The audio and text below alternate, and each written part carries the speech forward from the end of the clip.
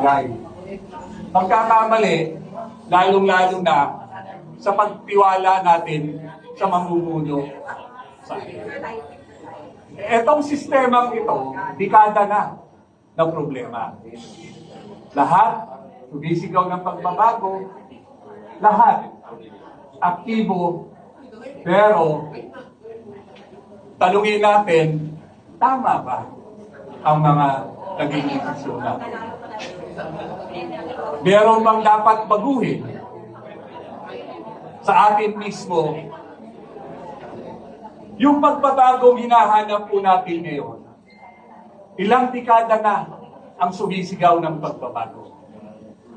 Pagbabago mula sa salita. Pagbabago mula sa isip. Pero yung pagbabago yun, hilaw, kasi wala sa puso. Sa panahon mo ngayon ito,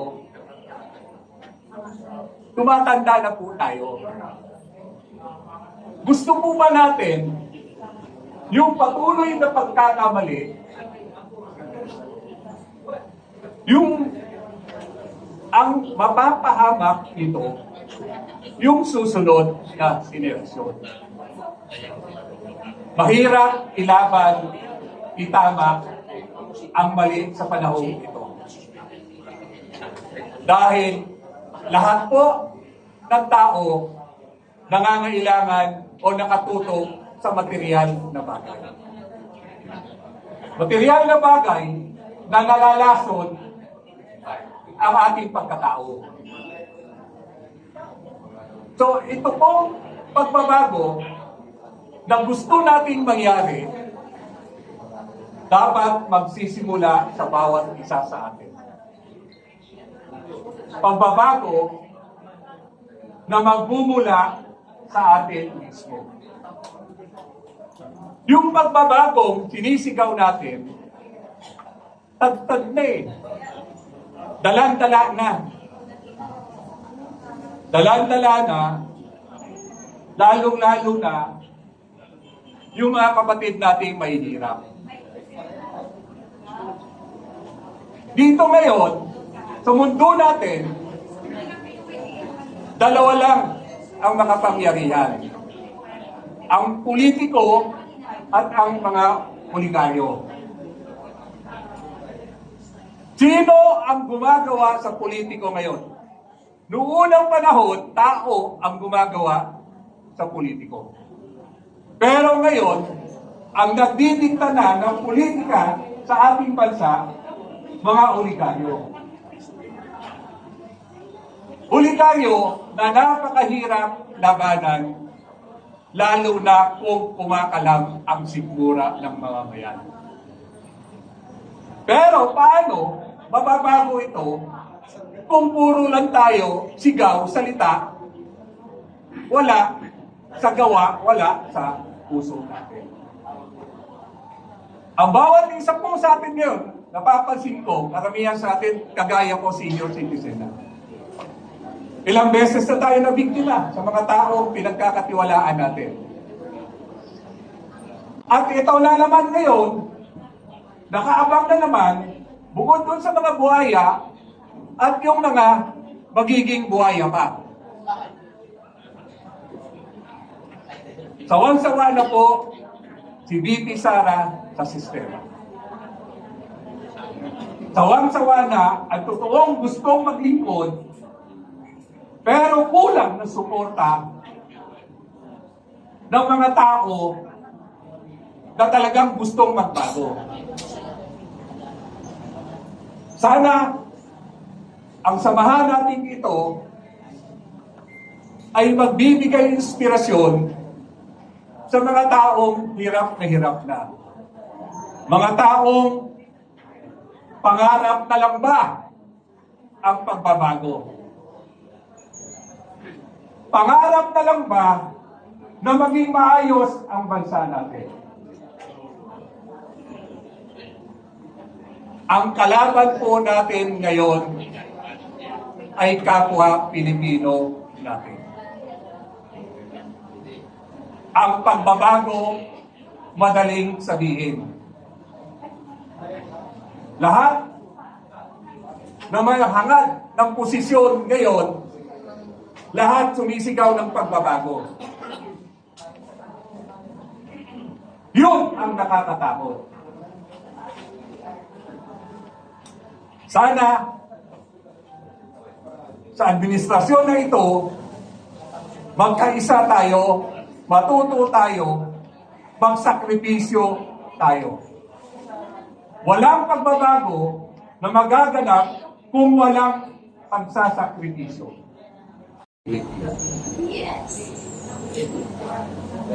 Pilipino na walang hinangad, itama ang pagkakamaling binana natin. Ito lang huli kong sasabihin. Walang manloloko kung walang magpapaloko. Ulitin ko po walang manloloko kung walang nagpapaloko. Yes! Hindi makakaloko ang BBM na to kung hindi tayo nagpapaloko. Huwag na tayong maging tanga.